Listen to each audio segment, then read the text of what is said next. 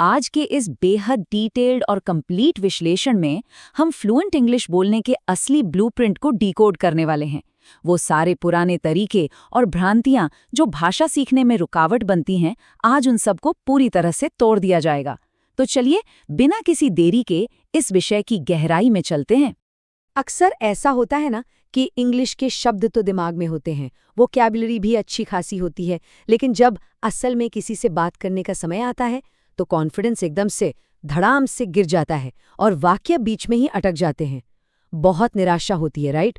लेकिन यहाँ समझना जरूरी है कि ये समस्या शब्दों की कमी की नहीं है, बल्कि तकनीक में एक छोटी सी खोट है, और आज इसी कमी को जड़ से खत्म किया जाएगा। तो इस पूरे ब्लूप्रिंट को समझने के लिए आज का एजेंडा कुछ ऐसा रहेगा। सबसे पहले देखेंगे कि फ्लुएंसी की असली समस्या क्या है, फिर एक सुनहरा नियम, उसके बाद छोटे वाक्यों की टेक्निक, फिर बात करेंगे कि ज्यादा सोचना कैसे बंद किया जाए, रोज बोलने की आदत कैसे डालें, और अंत में एक जबरदस्त कॉन्फिडेंस हैक। भाग 1, फ्लुएंसी की असली समस्या। चलिए देखते हैं कि कैसे मुश्किल शब्द हमारे कॉन्फिडेंस को पूरी तरह से खत्म कर देते हैं। दुनिया भर में लाखों स्टूडेंट्स शुरुआत से ही बहुत मुश्किल और भारी भरकम इंग्लिश बोलने की कोशिश करते हैं, और यहीं से सारी गड़बड़ शुरू होती है। मुश्किल इंग्लिश हमेशा हिचकिचाहट पैदा करती है।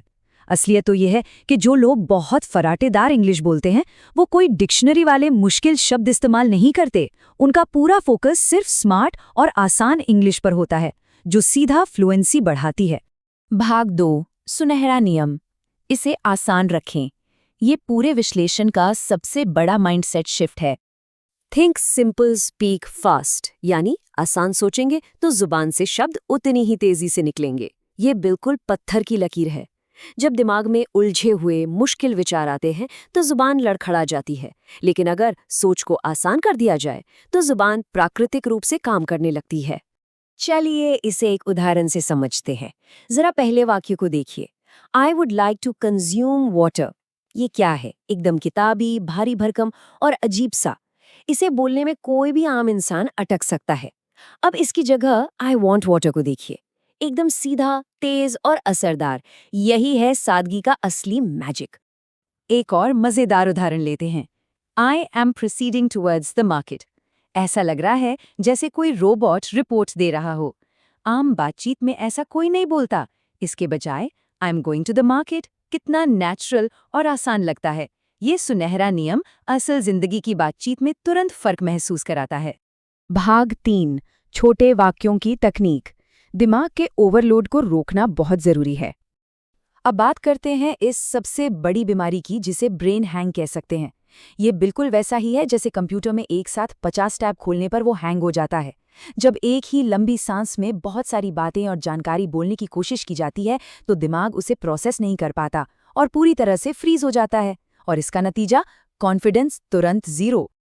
मान लीजिए एक लंबा और उलझा हुआ विचार है, yesterday when I was going to the market suddenly my friend came. इसे बोलते बोलते अटकने की पूरी गारंटी है। लेकिन अगर इस पूरी बात को 2 छोटे और दमदार वाक्यों में तोड़ दिया जाए, yesterday I went to the market, there I met my friend. देखिए कितना आसान हो गया। छोटे और क्रिस्प वाक्यों का इस्तेमाल करने से वो ब्रेन हैंग वाली स्थिति कभी आती ही नहीं। भाग 4, ज्यादा सोचना बंद करें। हमारे दिमाग के अंदर जो एक ग्रामर का आलोचक बैठा है ना, उसे शांत करना ही होगा। Communication is greater than perfection.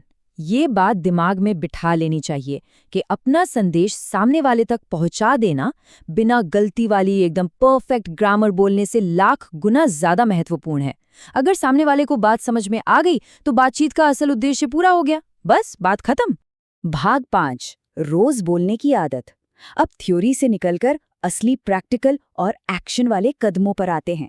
Fluency कोई जादू नहीं है। इसके लिए ये 4 कदम बेहद असरदार हैं। पहला, रोज सिर्फ 10 मिनट बोलने की आदत डालना। दूसरा, शुरुआत में अकेले में बोलना ताकि कोई जज न करे। तीसरा, शीशे के सामने खड़े होकर बोलना, जिससे आंखों में आंखें डालकर बात करने का भरोसा बढ़ता है। और चौथा, अपनी आवाज फोन में रिकॉर्ड करना। ये कदम सुनने में छोटे लग सकते हैं, लेकिन इनका लगातार इस्तेमाल गेम चेंजर साबित होता है। जिम गए बिना बॉडी नहीं बनती। ये डायलॉग तो सुना ही होगा। ये 100% सच है। जैसे सिर्फ एक्सरसाइज की किताबें पढ़ने या वीडियो देखने से मांसपेशियां नहीं बन जाती, ठीक वैसे ही बिना जुबान हिलाए और बिना रोज प्रैक्टिस किए इंग्लिश में फ्लुएंसी हासिल करना लिटरली असंभव है। बोलना तो पड़ेगा ही। और बोलने के लिए एक बहुत ही कमाल की लेकिन अंडररेटेड ट्रिक है, फ्लुएंट बोलने वालों की नकल करना। फिल्में या यूट्यूब इंटरव्यू देखते समय सिर्फ शब्द मत सुनिए, उनके टोन की नकल कीजिए, बात करने के स्टाइल की नकल कीजिए और सबसे ज़रूरी उनके कॉन्फिडेंस को कॉपी कीजिए। उन वाक्यों को जोर-जोर से दोहराने से ही जुबान की असल मांसपेशी विकसित होती है।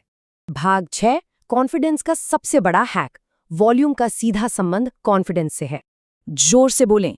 जी हाँ, चाहे ग्रामर एकदम गलत ही क्यों ना हो। जब आवाज धीमी और फुसफुसाती हुई होती है तो अंदर का डर और ज्यादा बड़ा हो जाता है।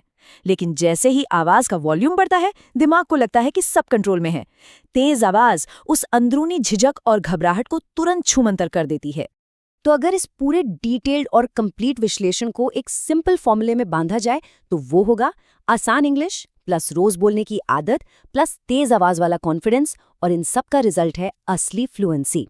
मुश्किल ग्रामर के पीछे भागना कभी भी फ्लुएंसी का रहस्य था ही नहीं।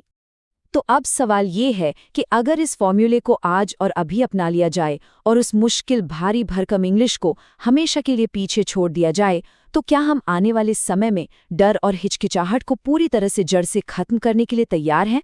मुश्किल को छोड़ना और सादगी के साथ आगे बढ़ना ही इसकी चाबी है। इस विश्लेषण में साथ बने रहने के लिए धन्यवाद और हमेशा याद रखिए, कीप इट सिंपल।